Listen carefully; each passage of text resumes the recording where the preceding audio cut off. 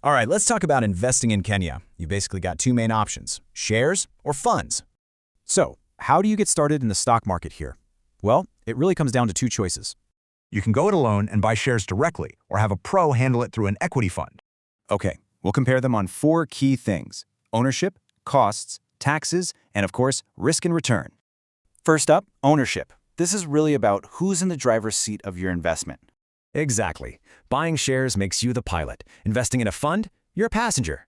With direct shares, you own a piece of the company. With funds, you own units in a big, pooled portfolio. Okay, let's get into a really important part for any investor, the fees. What does it actually cost?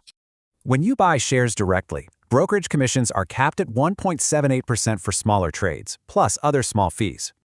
Now, for equity funds, you're looking at an annual management fee that can go up to 3%. So, the key takeaway here, share costs are per trade. Fund fees are an ongoing annual thing. Now, for everyone's favorite topic, taxes. And trust me, the systems are very different for each. If you're selling shares for a profit, you'll run into something called capital gains tax.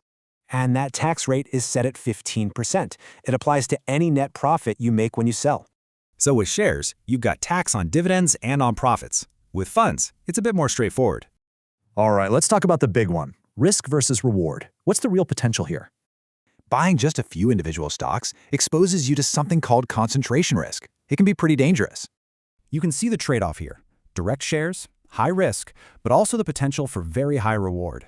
Funds, on the other hand, spread the risk out. They aim for more managed, targeted returns. So, we've gone through it all. What's the big takeaway when you're choosing your own journey? It really comes down to a few key trade-offs. Are you looking for control or convenience? But no matter which path you take, just remember, both of these are for long-term growth. So, the final question is really for you to answer. Are you going to be the pilot or the passenger?